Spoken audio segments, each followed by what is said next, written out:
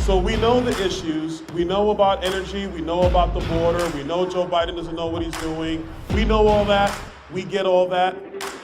But why do this? Why do this here tonight with Legacy PAC?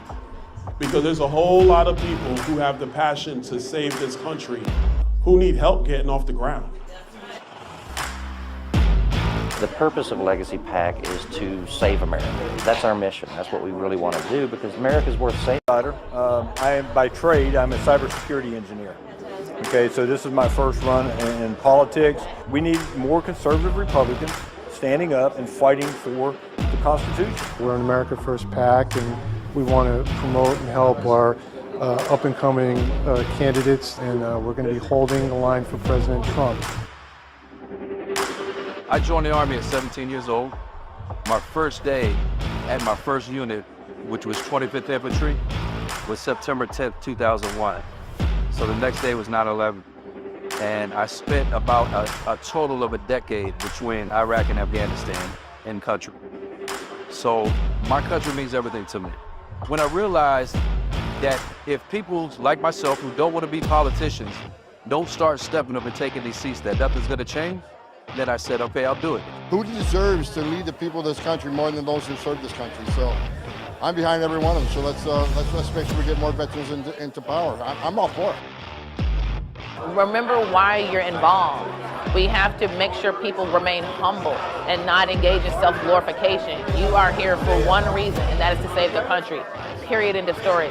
And for those candidates who are looking uphill and wondering how, keep your head down, focus on the target, and outwork everybody. And I promise you, you're not gonna lose.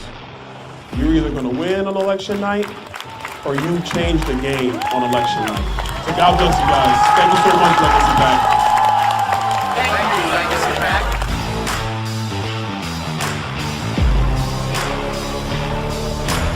Under this administration, they have deliberately opened the border to fundamentally change the fabric of our country. I'm Jared Craig with Legacy PAC. We are here at Eagle Pass, Texas, to bring attention to the border crisis, to educate the voters, the citizens of the United States, and the candidates running for federal office, the importance of a secure border. And at Legacy PAC, we want to bring candidates here to the border to see it firsthand, because there is nothing like being here, seeing this. We saw women and children climbing over barbed wire. There is no reason why we cannot secure this border. There is no reason to keep this open. This is not humane. So we need to get Victor and all these other good America First candidates into office. We at Legacy PAC depend on your donation and support to support these projects. And we can't do it without you. So please go on to legacypac.org and show your support.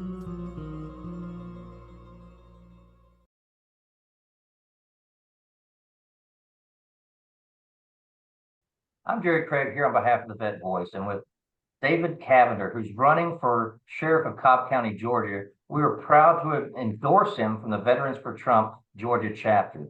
So, David, I appreciate you coming on to the Vet Voice podcast, and I want you to share with your voters in Cobb County a little bit about yourself, what you're going to do, and how they can help. Hey, Jared, thank you for having me today. Like Jared said, my name is David Cavender. I'm running for the Cobb Sheriff seat in Cobb County. A little bit about me. I'm 47 years old, and I grew up in Clayton County, and I've lived in Cobb for the better part of the last 2 decades. 2007, joined the Army Reserves, and in 2008, deployed to Iraq and spent the end of 08 and most of 2009 there, and am still serving today in the Reserves. So I'm currently at 17 years in the Army Reserves, and upon completing that deployment, I started with the Cobb County Police Department in January 2010. So I've been here for the better part of 15 or almost 15 years.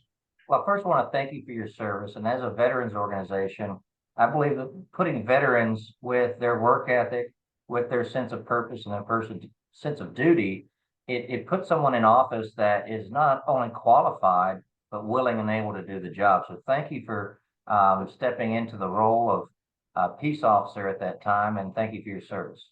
Yes, sir. Thank you. So going from there, I've been here since January of 2010, and served in various capacities. Completed my training in the Cumberland or Precinct 3, Cumberland and Smyrna Vinings area, and after completing SWAT tryouts, I was selected our SWAT team in 2014, where I'm still a member on that team, coming up on a 10-year mark this summer. In January of 2016, I had was selected for our full-time team. So I spent 6.5 years on our full-time SWAT team, serving warrants and working alongside of our violent crime unit in some of the more dangerous areas of the county. And then in July of 22, I promoted to sergeant and went back to Precinct 3 again, where I'm currently at now. Well, it sounds like you've got a rich history in everything from SWAT to, well, I see finishing up with SWAT. That's quite a bit, so high risk stuff. And in an environment where we're hearing a lot of defund the police, I think the SWAT teams and the task force and those are the ones that feel a lot of the brunt, in addition to the beat officers. And, you know, seeking the sheriff's office, having such a rich history in Cobb County, I think can really benefit you. Now, when you get elected, I want you to tell the voters of Cobb County what you're going to do different than the current Cobb County sheriff. Yes, sir. Well, thanks for asking that. And some of the things we've noticed in the last few years are with the current administration have been a duplication of services from the sheriff's office to the police department, which stresses the resources and manpower, because wait times and different things like at the jail, and on the surface it may not seem like a big deal for most of the citizens, but wait times have drastically increased at the jail. Refusals have went up drastically at the jail, and the other effects of that are less officers on the street to answer your 911 call when you and a family member call 911. So one thing I would be looking at very quickly would be reducing some of the duplicate services that the SO has started to do now, to be able to bring in and drastically reduce the wait times at the jail, first and foremost. Okay, so you see a logistical mishandling of the office, and you can improve on safety calls, the lead time for officers to get there, and first responders to various incidences. And Cobb County is still growing, correct? It's what's the population of Cobb County? Currently, it's around 800,000, but that influx is drastically during the week when there's a lot of businesses here. So those numbers plus up well over 1 million during the week. Oh, right. During special events. And you've got a mixed use of single family homes, larger complexes. So you've got a diverse field of citizens in the area, correct? Correct. And if you were to make one criticism of the current administration, aside of the logistics and call times, what might you also criticize the current sheriff?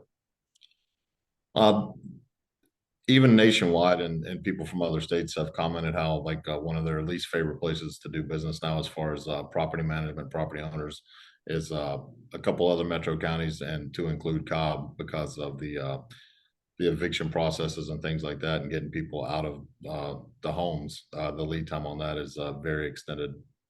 So that they're not serving the eviction notices, and they're dragging their feet on the procedures and the service documents for civil cases, in addition to slow rolling the criminal dockets.